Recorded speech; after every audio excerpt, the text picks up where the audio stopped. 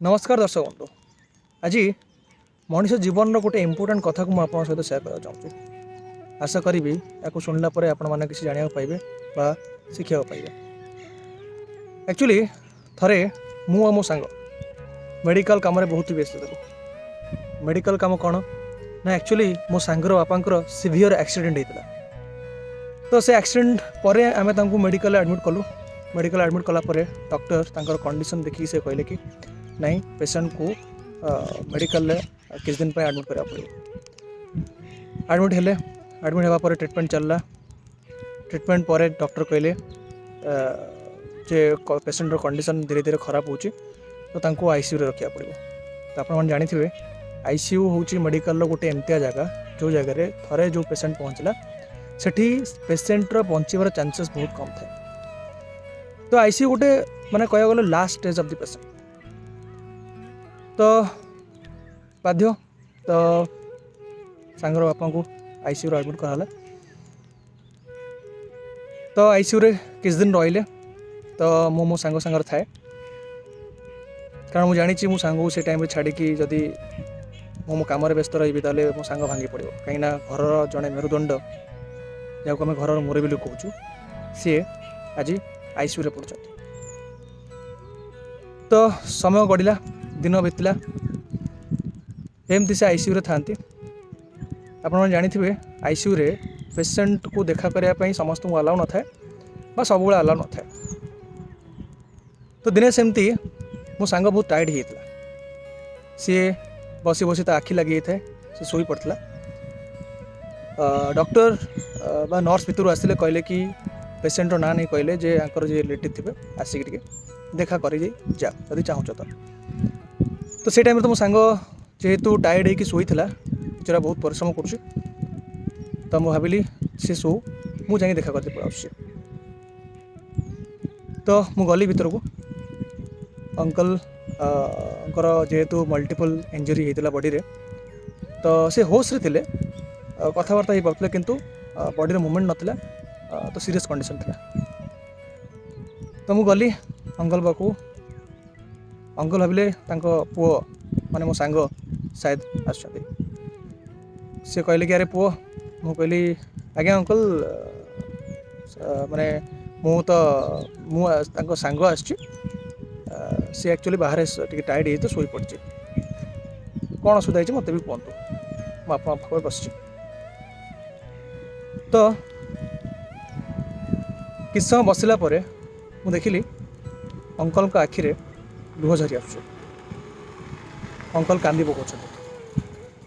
मु पचारली मो निजको रोकी पारे जे कहीं अंकल कांदुछंती पचारली जे अंकल कौन है आप कांदुछंती कौन।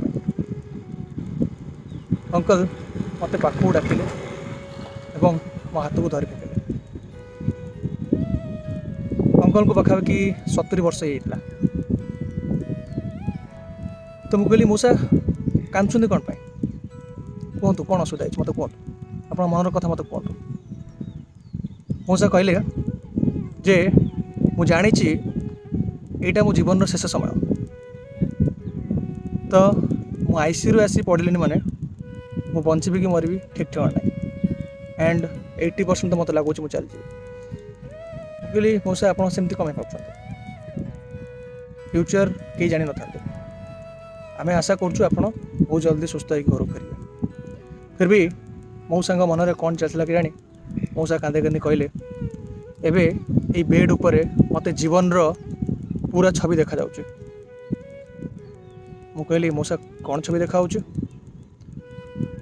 मौसा कहले जे जीवन रे बहुत सारा काम जोटा मु करियर नथिला मु करि देछि आ जो जिनस करियर थिला ताको मु करि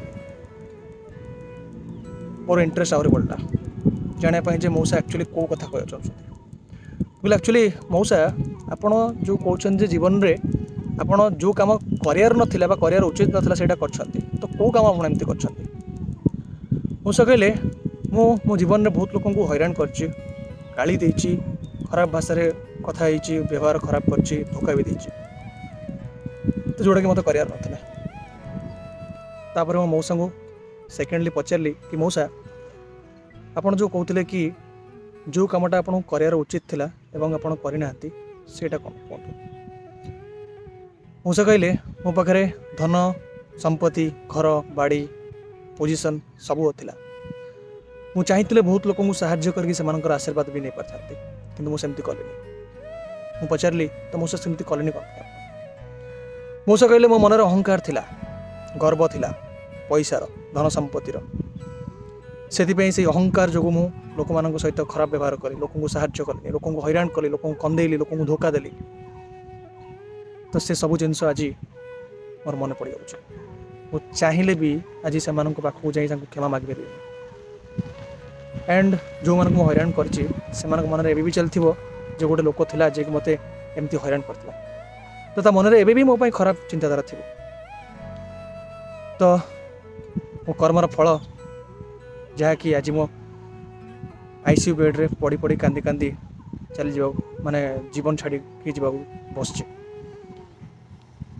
तो मौसा लास्ट स्टेज रे रियलाइज करथले एक्चुअली से जहाँ कर जाइतले या कोई कहती realisation at the stage of death.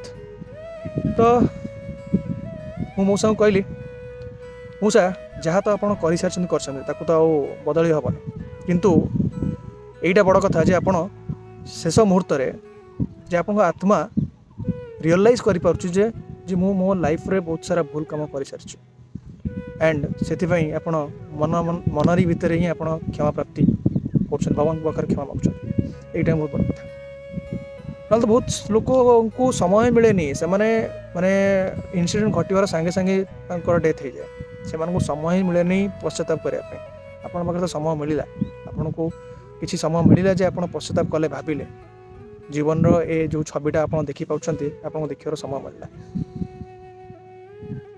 तो पूरा इनसीडेंट रू आमको ये गोटे जिनस शिक्षा मिलूँ जे जीवन रे आपण पाखे धन संपत्ति घर बाड़ी जिते जहाँ थाऊ बा न थाऊ मनीष पणिया भल पाइबा रहिबा दरकार। मनीषर हृदय भल कर्म करिया दरकार।